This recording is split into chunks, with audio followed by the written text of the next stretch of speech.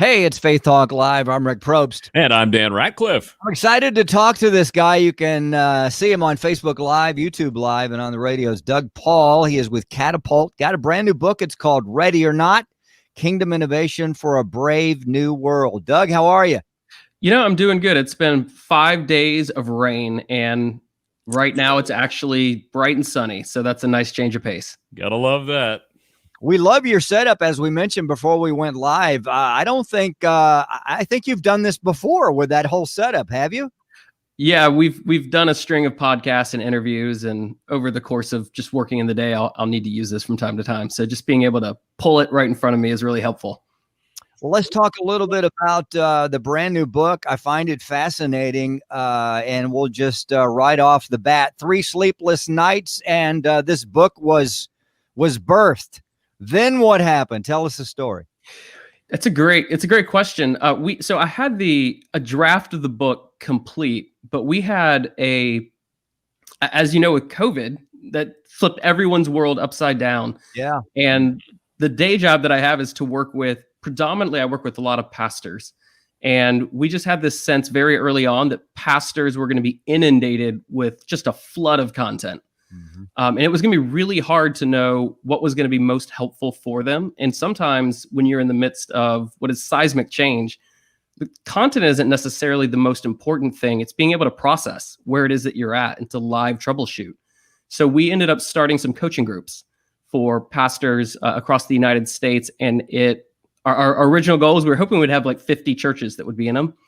And within 5 weeks, we had 10,000. Wow. So it was pretty bananas. It certainly isn't what we were expecting. But the learning from it was pretty incredible. And being in those coaching groups, what it really did is it fast tracked the book process. So originally it would take about 18 months. And we decided, if this book is about innovation and we're facing all of these leaders who are struggling to adapt and to make real-time changes, it was probably going to be content that would be very helpful for them. So we're able to move it from an 18-month process to 6.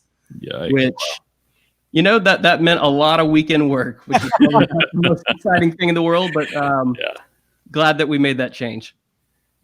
Now, you mentioned COVID. When that came along, how much did that change everything? I mean, obviously it changed everything for us, the way we work, the way we go to church or not go to church, and everything. How did that change for you guys?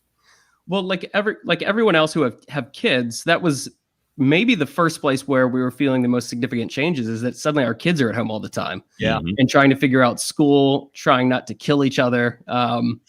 We've got a almost 12-year-old, 11-year-old, and a 7-year-old. And so that was probably the biggest change. And then on the work side, obviously all the travel immediately stopped.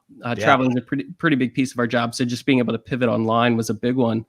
And then I think from a work perspective, helping leaders make some really important tactical changes so that they could continue to lead the people that God had entrusted to them. Now, for 10,000 churches, I mean, no doubt you guys were hustling when you only thought you were going to pick up what'd you say, 50 or something? Yeah, I mean, we were like, maybe we'll get 50, 100 would be amazing. And I think we were on the front edge of some of the coaching that we were doing, and word just spread, and it really had an organic feel to it. Wow. What was the top 2 questions, problems, issues, challenges that they all had? Sounds like, this is not just a handful of churches. 10,000 is a lot of questions. Yeah. I think the first one is the most obvious, which is, what do we do about Sunday morning? And I think the thing that we were trying to help them really reckon with was to actually go to the original question of why Sunday morning exists. And so the point isn't, hey, let's do exactly what we were doing and let's just stick it online. It was answering the first question of why we do this in the first place, and what does it look like to really tailor an experience online that really answers that original why question. Some things should look different. There are things that online can do better than live can do. And there's a lot of things that live can do better than what online can do. So I think that was question number one. The second one was, how do we actually mobilize the church into this moment? Church is not necessarily just a place and a space that we gather. It is a people, and it's a people who are sent by God to join Jesus in his mission. So how do we do that safely? And how do we do that meaningfully? How do we do that without overwhelming people? Because everyone, including me, was overwhelmed in the moment. Yeah. And so what does it look like to do that and to lead effectively? It's saying that the primary task right now is to be a leader. It is not to be someone who is simply got these couple of functions that you need to do. Get the service online. That's important, but that's a tactic of your leadership. The leadership thing is the thing to start with. Now, if you go to Doug's website, dougpaul.org, you can see not only the book, but some other things like a video that caught my attention just by the title. I haven't had a chance to watch it, but the title, The Scandal of Sunday School. Yep. Very, very intriguing. Talk about that. I think most people probably don't know the history of Sunday school and why it started. It was originally started in the late 1700s because you had all of these kids, because if you weren't rich, you weren't in school, and you were working maybe 80 hours a week, 6 days a week from the time that you were 6 years old. And just like now, we understand that education can be a driver in helping people get out of poverty. And so what Robert Rakes did is that he started a small group of Sunday schools that were meant to simply teach kids how to read. But the genius of it was that he used the Bible to teach them. And so what he was able to do was to bring together two things in the church that sometimes feel very at odds: justice and evangelism. And ultimately, within 50 years, 2 million kids in England were in Sunday school. I mean, it's crazy. Wow. But what eventually happened that was good is that culture changed and laws were passed that got kids into school. But there was still a need for things like justice and evangelism.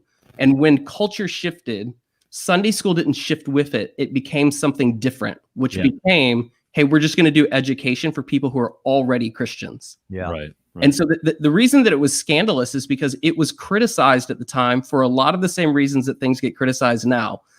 You're taking away things that belong in the home. It became politicized. I know that's shocking. Nothing ever becomes politicized. Doug. Nothing ever, and particularly in an election season. People were like, "Hey, you're violating the Sabbath," and it was one of the most scandalous ministries of the first 200 years of its existence. Wow. But now we know it as something completely different. Who would have thought felt boards would be scandalous? I mean, I know. Bring them back. Bring them back. I still have vivid dreams of felt boards in basement Sunday school classes. Oh, yes. Yeah. Doug Paul has a great book out. It is Ready or Not: Kingdom Innovation for a Brave New World. All right, you said seismic shift earlier, and yes, it was. And now churches have shifted, and then some are kind of going back to what they started with. I have a feeling that we can't go back effectively, fruitfully, if you will. Is that a word, Dan? Fruitfully. Sure, it is now. We can't go back. And there are going to be churches and leaders that go back because that's the easy way. And then there's going to be a group of pastors and leaders going to say, no, we got to keep moving on. So I guess my question is, what do we do from here? This is not just a COVID pandemic shift. This is a God shift going on. It is. And I want to, let's start with, I want to double down actually on the point that you're making about how things have shifted and they're not going back. We know from Barna, who's done a lot of research on this, that probably a third of the people who were attending your worship service are never coming back. Yeah. We also know from just financial projections that within 18 months, this just came out last week, within 18 months, there's a prediction that between 1 and 5 churches are going to have to close their doors because they are not financially sustainable. Wow. So I think there's a shift in the God is doing something, and that is the reason that we should join him in what he's doing. But there's also a survival shift. It's we need to pivot what we're doing and how we're thinking about church itself, if you even want to be alive. And I think that is probably going to be the fire under the behind that perhaps a lot of the church leaders need, who might have been, let's say, change averse in the past. But I think the bigger reason is God is up to something. We never have to worry about whether the gospel is at risk. We don't have to worry about whether Jesus's church will prevail. It will prevail. He is at work. He is doing a new thing. Just like Henry Blackaby used to said, God is up to something. Let's join him in what he's doing. And I think something that probably leaders need to remember, not only do they need to change, they need to get the congregation to want to change with them, because a lot of times congregations don't want to change. They want things the way they've always been. And I think I have a writing theory right now. I think, not a conspiracy theory, mind you, but I have this theory that what COVID has done is it's revealed who we actually have in our churches. And so we can already see that a group of people are not coming back. Right. But we can also see who are the people that leaned in because they had the spiritual maturity and spiritual muscle memory to know that when we're in crisis and the world is flipping upside down, the faithful response is to lean in, not to check out. Right. And I think what that has done, if pastors will have eyes to see it, is allowed us to see who are the people that we can build with going into the future. And those people, because of that kind of muscle memory and because of the shared collective experience, I think are open to change in ways that they perhaps haven't been in maybe decades. Yeah. Talking to Doug Paul about his new book. All right, 10,000 churches, Doug. I know it would extremely please you and your team if every single one of those churches shifted, and it would all be good. What is your fear in this whole shift, and what are you excited about? I think my fear is something that you have already named, and it is that there's this thing in our head where we're like, when things get back to normal. That's like the inner monologue that I think a lot of leaders are struggling with. And I think the sooner we can embrace the fact that things are not getting back to normal, that doesn't have to be a bad thing. Right. That is actually the gift.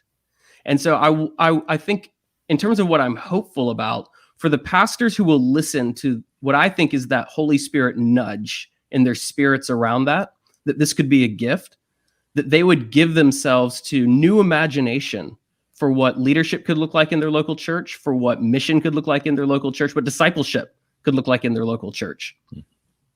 Wow. I love that. DougPaul.org. Love to talk to you again, Doug, maybe somewhere around December. This would be a great book. I think this would be a great book for both pastor, leader, and people that are congregational people or believers, followers, whatever you want to label them. It's interesting because you get enough people. It'd be like, I mean, if the horse doesn't move, then the cart will move. We'll move it for them, yeah. The horse. So I think you're right. This has been a hunger for a long, long time. And thanks for writing it. Thanks for, I don't know if you ate pizza the night before or you were praying or it just happened, but thank God it happened. Doug Paul there. You can go to his website. I'm sure you can get the book there and Amazon, DougPaul.org. We'll be right back. I'm Rick Probst. And I'm Dan Ratcliffe. This is Faith Talk Live.